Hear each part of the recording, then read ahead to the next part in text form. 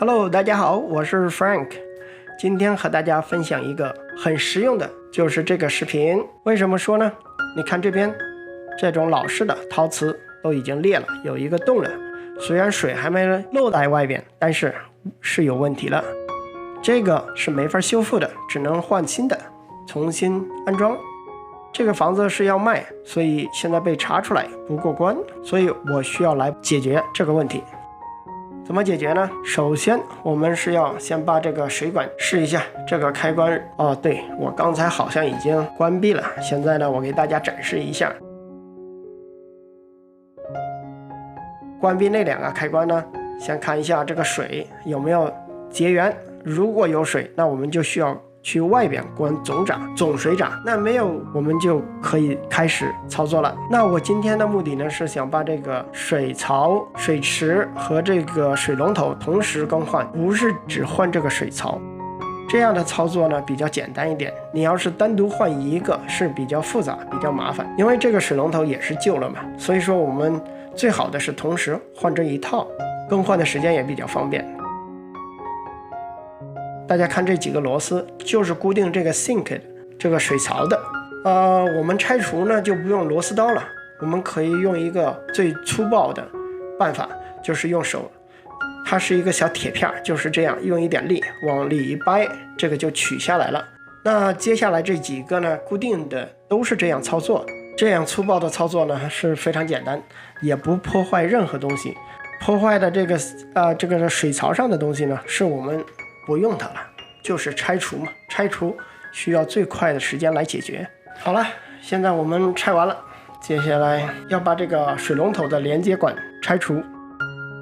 这个时候呢，我们要把所有的连接口都要拆除，方便我们拿出这个水槽。下边拆完了，现在需要将这个水槽的连接处的胶去除，然后才可以拿出这个水槽。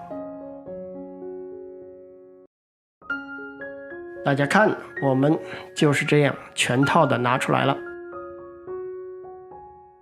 这个是要取下来，等一下还需要用。本来是想把这个连接管也去掉，再次使用，结果卡死在那边，卸不掉。我尝试了一下，就让它留在上面，一起扔掉了。我们放下去新的试一下，看看可不可以。这一点呢，等一下我们修一下，应该是可以 cover。然后主要是这个地方，那我们需要重新这个挖一点就可以解决了。那现在我们需要把旧的这个硅胶清除，接下来就是要用这个 jacksaw 将这个需要切割的地方切出来。我们第一次切的不够没关系，我们可以再切，但是请不要一下把它切得太大，如果切得太大，等一下就没得救了，只能换这个 countertop 了。现在是放得下去，但是发现那个还不够大，所以还需要再重新切割。这次我知道大概的位置，就用铅笔做个记号，挖到那边就应该可以了。那我们再次的切割，可以了，放下去没问题。我们打扫一下卫生，准备进行下一步安装。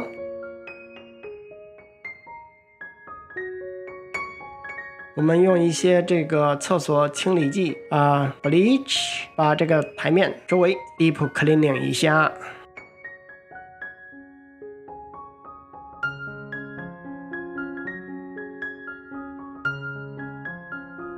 接下来看看这个就是今天要安装的水龙头，比较便宜的。我们把里边的配件塑料去下来，直接的放在这个水槽上，拧上这个锁扣，然后看一下它的位置怎么样，看里边是可以的。我们呢就在这个水龙头的周围抹一点硅胶，安装上就不好抹了，空间不够大。接下来就是安装下水口，这边就不详细介绍了，我有一个单独的视频如何安装这个，需要的话自己点连接可以观看详细的步骤。下水口按完了，那我们现在需要用硅胶在这个水槽的周边抹上硅胶，等一下直接坐在这个 countertop 上边，这样的硅胶就粘得比较牢固。我们可以多抹一点。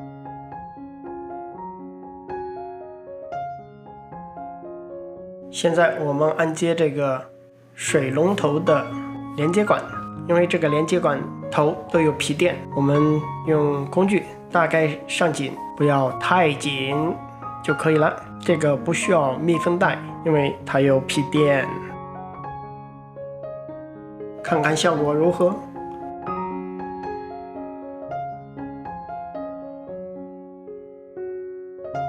哦，忘了什么？谁想起来？就是这个下水的锁扣，下水锁扣的皮垫儿、皮塞儿，防止漏水用的。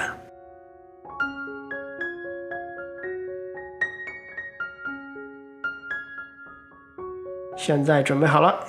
哦，这个动作是要拿着水龙头抠着这个 overflow 的孔。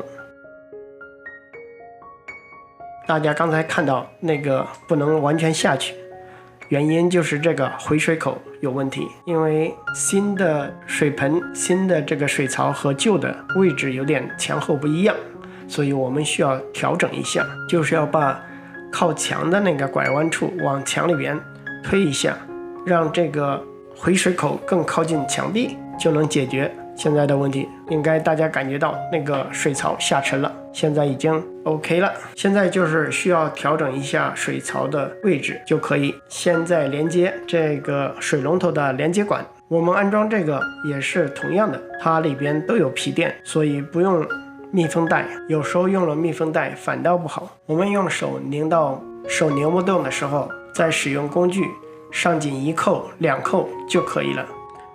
要记住2个手同时上紧，不要1个手哦。要是1个手容易将这个墙壁上的这个管道拧坏，因为时间旧了吧，我们不想更多的破坏。那现在正在打开冷水管，这边是热水管。OK， 现在呢就把所有回水口连接处上紧密封。这些口我们等一下开水测试，如果不漏都没问题，就算漏我们也可以同时在漏的情况下上紧。好了，现在需要完成最后一个，这个应该叫 water stopper， 要安装 water stopper。 下边这个地方有个钢片儿，将这个垂直的卡死，因为它那边有6个眼还是5个眼儿，你插在哪一个固定一下高度，然后再用工具将上边的固定，跟最上边的连接那个抽啊拉呀。现在是要把所有的接口用工具上紧测试，开水哗哗哗流。流水的时候我们就要检查一下下边漏水口有没有漏水，如果没有漏水我们就可以抹胶。在抹胶的时候我忘了让这个镜头对准这个水槽，只能对准我自己，没办法，只能看一下我了。我们呢每次抹胶的时候尽量把那个头削的比较细一点，为什么呢？一次抹不够，我们可以抹2次，但是你多的时候这个硅胶抹的哪儿都是，就不好弄了。虽然大家看不到，等一下你可以看到抹完的效果。这个胶枪是我新买的，也是我用过最好用的一个。其他的胶枪挤一下，你就算停了使用，它还会再往外冒，而这个你用多少挤多少，它只出来多少，真的很好用。这就是完成的效果。谢谢你观看我的视频，谢谢你的支持。如果喜欢请给我点个赞，留个言，下个视频见，拜拜。